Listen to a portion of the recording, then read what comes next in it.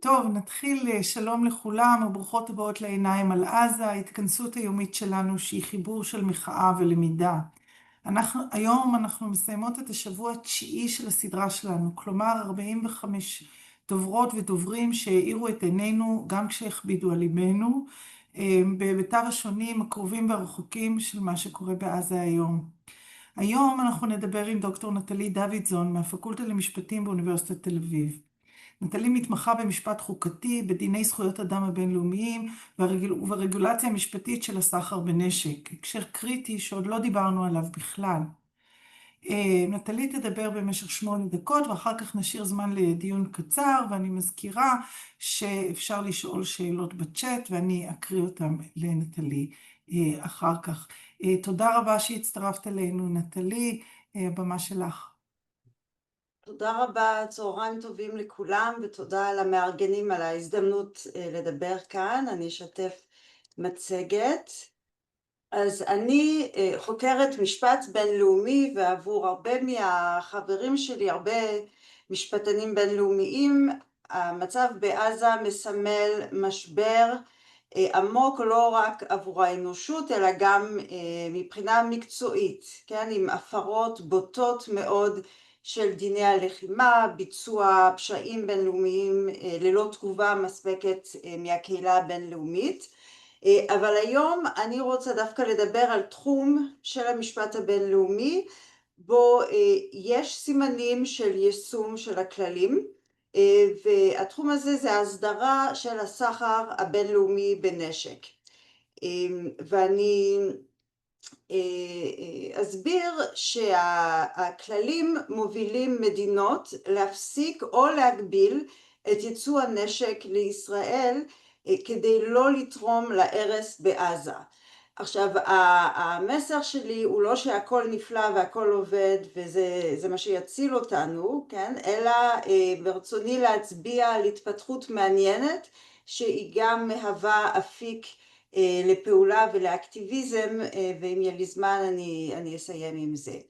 אז קודם כל, רק כמה עובדות על הסחר הגלובלי בנשק. זה תחום שסובל מחוסר שקיפות חמור, אבל לפי המידע שמתפרסם, עם הנתונים הכי עדכניים האחרונים הם מ-2022, מדובר בסחר שיש בשווי של לפחות 138 מיליארד דולר, אוקיי, לשנה. פה יש לכם ראייה היסטורית קצת של השינוי בנפח הסחר. המספרים פה מצד שמאל הם לא משקפים ערך כספי, אלא זה אינדיקטור מורכב שנועד לשקף יכולת צבאית, ומה שאני רוצה שתראו פה זה ירידה מאוד ברורה בתום המלחמה הקרה, ואחרי ה-11 בספטמבר והמלחמה בעיראק, עלייה מתמדת, ופה לא רואים את זה עדיין, זה יבוא לידי ביטוי בפעם הבאה שיפרסמו את הגרף הזה, אבל בשנתיים האחרונות יש חימוש מאוד מאוד משמעותי אחרי התקיפה של רוסיה באוקראינה, אירופה מתחמשת וגם אזורים אחרים של העולם.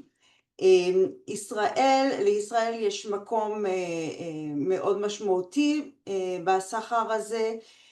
אני לא אציין את המספרים פה, הדירוגים הם פה, אני רק אציין שהספקים העיקריים שלה הם ארצות הברית, גרמניה, אוקיי? ואחרי זה כל מיני מדינות בהיקפים הרבה יותר קטנים, כולל איטליה, וישראל מייבאת הרבה מאוד דברים מחו"ל, אבל בעיקר כלים כבדים, כן, כמו כלי טיס וספינות ודברים כאלה.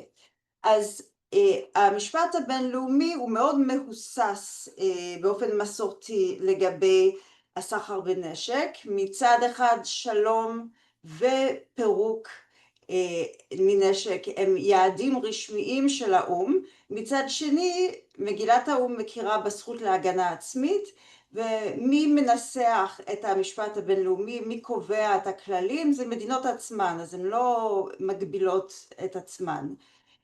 אבל יש חברה אזרחית מאוד פעילה בתחום הזה, ואחד ההישגים הגדולים שלה זה אמנה חדשה שנכנסה לתוקף ב-2014 שנקראת The Arms Trade Treaty, שישראל לא חברה בה, אבל זה לא משנה לצורך הדיון היום, והמטרה שלה זה להגביל מעברים, כן, מכירות של נשק למקומות בהם יש סיכוי שיעשה שימוש בנשק לביצוע הפרות של המשפט הבינלאומי.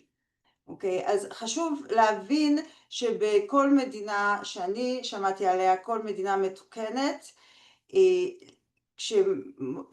כשמוכרים נשק, כן, שאמור לעבור מעבר לגבולות של המדינה, אז זה דורש רישיון מדינתי, כן, זה תחת פיקוח מדינתי.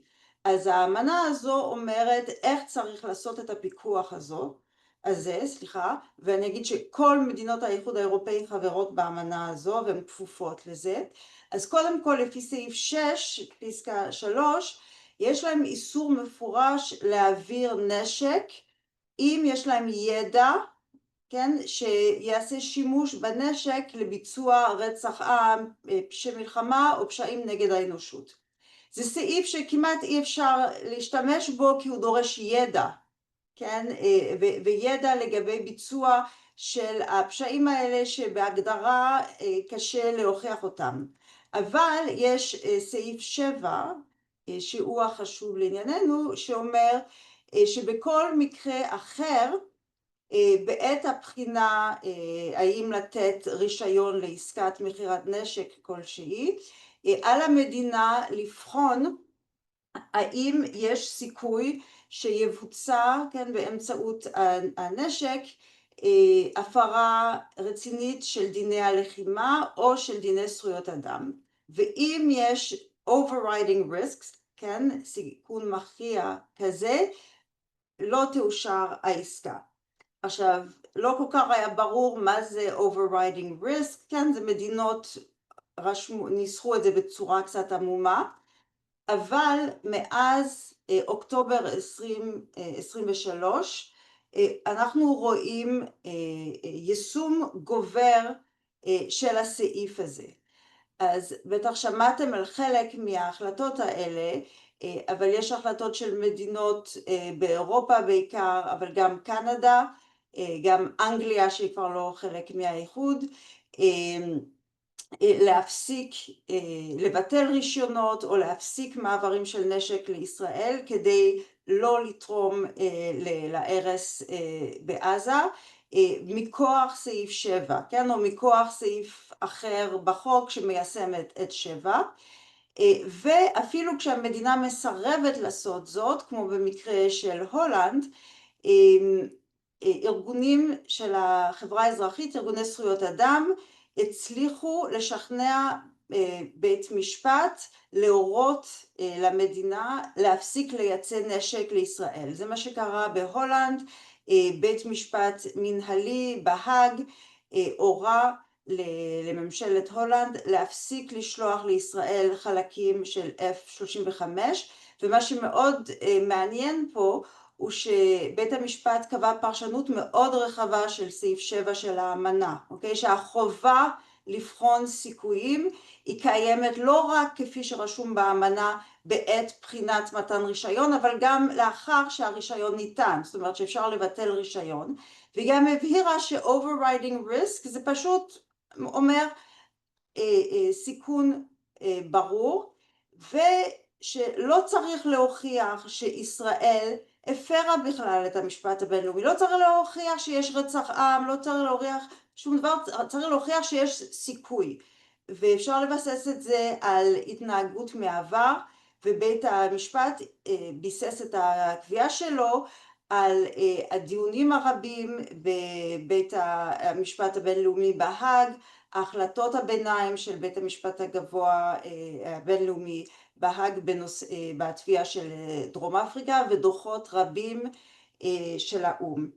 אז מה זה אומר לגבינו?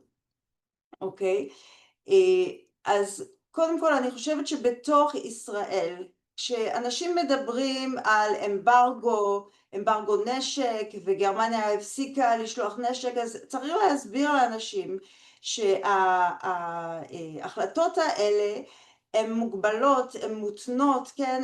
זה לא החלטות גורפות חוץ מספרד, כן?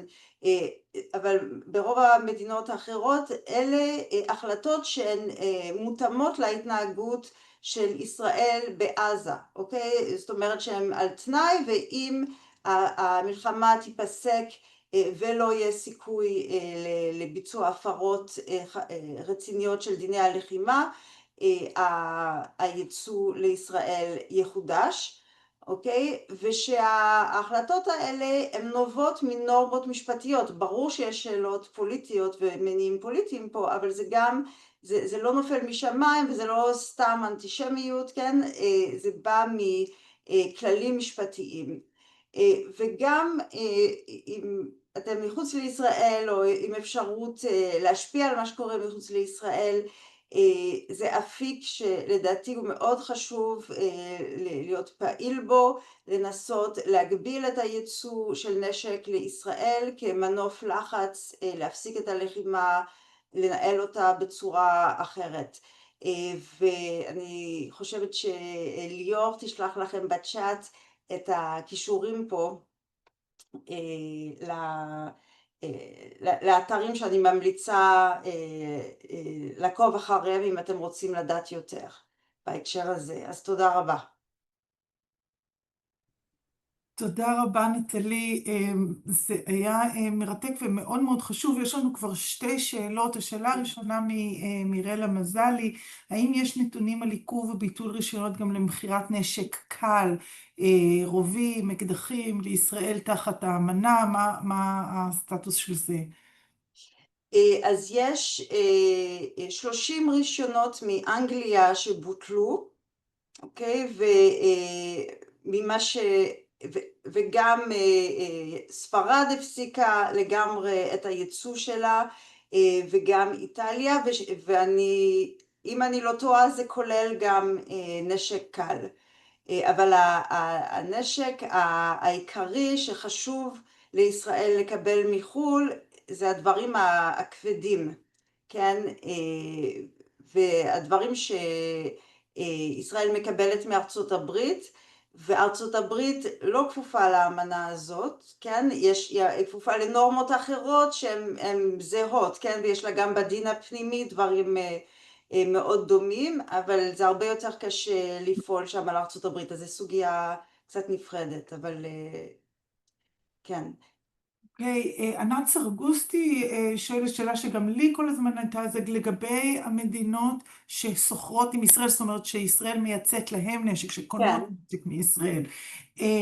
האם יש דרך לעצור את זה? אנחנו שמענו שדווקא תעשיית הנשק פורחת עכשיו, בעקבות הלחימה בעזה, שאפשר יהיה battle tested, זאת אומרת כן. שעזה למעשה נהיית שדה ניסויים להרבה נשק שמיוצא מישראל. כן, אוקיי, אז זו שאלה מאוד קשה. אז תראו, יש קשר, זאת אומרת האמנה והמשפט הבינלאומי לא אוסר, בכלל הוא לא עוסק בזה, בכלל לקנות ממדינה שמתנהגת בצורה לא טובה, אוקיי? אבל יש מדינות כמו סלובניה למשל, שאמרו אני לא רוצה לא לשלוח לישראל נשק, וגם לא לקנות ממנה נשק, כי אני לא רוצה לתמוך בתעשיית הנשק שם ולתרום באופן כללי. אבל בפועל, כן, לפי דיווחים עיתונאיים, בפועל זאת הייתה הצהרה של סלובניה, ובפועל אנחנו רואים שהיא כן קנתה, המשיכה לקנות מישראל, ואין הרבה תקווה שם, אני חושבת, כי אירופה בתנופה של התחמשות, משהו מטורף, וזה נובע גם מלחץ שלא רק מפחד מרוסיה, אלא מלחץ שממשל טראמפ שם על המדינות חברות בנאטו לדאוג לעצמן. וגם מכל מיני סיבות אני לא חושבת שיש לי זמן פה, אבל כל הסיוע האמריקאי העצום לישראל, בעצם הוא בנוי בצורה כזו הוא מתמרץ את החברות הישראליות לייצא, אוקיי?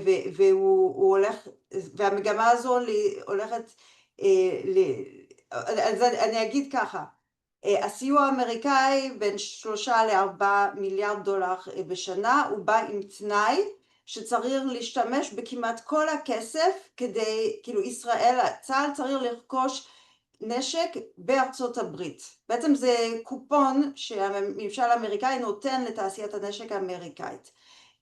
אז עד עכשיו היה אפשר, היה חריג, עד 25% מהסיוע לצה"ל היה מותר לרכוש לא בארצות הברית, כן? אבל אובמה חתם על מזכר עם הממשל האמריקאי וביטל את זה, כך שעד 2028 100% מהסיוע האמריקאי חייב לחזור לארצות הברית. זה אומר שצה"ל יקנה פחות עם הכסף הזה מחברות ישראליות, וזה אומר שחברות ישראליות יצטרכו למכור למדינות אחרות, כי צה"ל לא יקנה. אז זה לחצים אדירים, אז המצב הכלכלי הזה הוא לא מבטיח, אבל מבחינת המלחמה בעזה, אני רואה בזה דווקא נקודה חיובית, אוקיי? כי כולם רוצים לעסוק לקנות ולמכור נשק, אוקיי?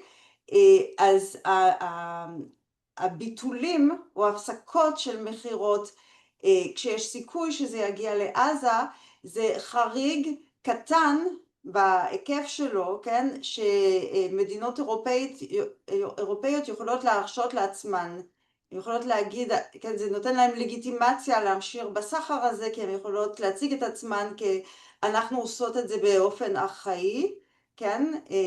כשאנחנו רואים שבאמת יש מצב לא טוב, אנחנו לא שולחות את הנשק. אני מקווה כן, אני לא כן, לא, מדברת יותר זה מדי. מרתק, זה מרתק כי בעצם אנחנו רואים שארצות הברית דרך הסיוע לישראל מסבסדת את תעשיית הנשק של עצמה למעשה, ואני מניחה שגם ישראל עושה, אבל יש פה שאלה על, את הזכרת נשק של מטוסי קרב, אני מניחה שגם חימוש, אבל האם טכנולוגיות סייבר גם משמשות לפגיעה, גם מוזכרות כנשק, והאם יש הגבלות עליהם? כן, אוקיי, אז טכנולוגיות סייבר לא מכוסות על ידי האמנה הזאת, אוקיי? אז הן לא כלולות בהפסקת, באמברגואים האלה, אבל בהקשר,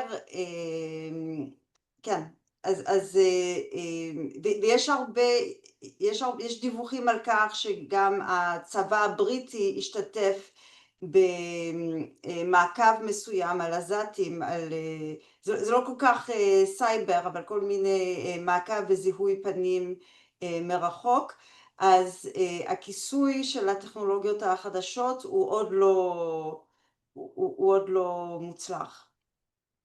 מטכנולוגיות חדשות לטכנולוגיות ישנות שעושים בהן שימוש חדש, מה לגבי, שואלת ענת, מה לגבי כלים כבדים כמו בולדוזרים וכדומה שמשמשים להרס מבנים ומחיקת שכונות שלמות בעזה? אז זה הדברים שבאמת שישראל קונה בעיקר מחו"ל, מארצות הברית ומגרמניה. אוקיי, אז גם קצת מאיטליה, אז זה הדברים שבגלל זה אני חושבת שיש פה אפיק טוב אז זה כן כלול באמנה? כן, כן, כן, לגמרי, כן. אוקיי. כן. יש פה שאלה שואל עידו, האמת היא שנגמר לנו הזמן, אז אני אחבר שתי שאלות אחרונות ביחד. אחד זה האם יש ניסיונות של טראמפ למשל לשנות את הכללים, והשני זה מה הכוח של הקהילה הבינלאומית לעשות בפועל, כי היא אומרת ישראל מייצאת נשק למיינמר וסרביה שכן הותר להם אמברגו, זאת אומרת אפשר להמשיך לייצא, מה הכוח של המשפט הבינלאומי כאן. אוקיי. ממש בדקה אם אפשר. כן, לגבי טראמפ זה קל, אוקיי? כל נשיא אמריקאי כשהוא נכנס לתפקיד מפרסם מסמך מדיניות שהוא מסביר מה המדיניות שלו לגבי ייצוא נשק מארצות הברית, והמסמך של טראמפ הוא הראשון שלא התייחס לזכויות אדם או רק לקראת הסוף, כן, אז יש שינוי מדיניות ברור שלא אכפת לו מהערכים האלה, אבל זה לא שלפני זה, ארצות הברית הייתה מאוד טובה בלהצהיר על החשיבות של זכויות אדם, ויש לה חקיקה פנימית מפוארת בנושא, אבל היא מספקת נשק לערב הסעודית, כן, זה לא שיש לה רקורד טוב, אז זה לא ברור שטראמפ ממש משנה משהו, כי גם לפני ארצות הברית הייתה, היא תורמת באופן מאוד בעייתי לכל התחום הזה. הקהילה הבינלאומית, אז אני רק אגיד ממש בקצרה, קודם כל יש מקומות בהם האינטרסים הביטחוניים של המדינות מתיישבים עם האינטרסים, הגנה על זכויות אדם, אוקיי? ויש אכיפה לא רע של אמברגויים מסוימים, ומועצת הביטחון מצביעה על זה, כשלא רוצים שהנשק יגיע לארגוני טרור, למשל, או למדינות שנחשבות מסוכנות. והדבר השני זה שיש, ובאמת האמנה הזו היא יצרה פלטפורמה לזה וכלים לזה, יש התארגנות מדהימה של החברה האזרחית, קישורים בינלאומיים שנעשים מסביב לסוגיה הזו, ובקישור הראשון ששלחתי, פורום ארמס טרייד, יש שם מומחים מהחברה האזרחית והרבה מאוד מידע על הפעילות הענפה שם, אז כדאי לנסות להתחבר לזה. תודה רבה, ואולי זה בכלל גם יהיה נושא לפגישה נוספת. תודה רבה נטלי על פגישה מאוד אינפורמטיבית וחשובה.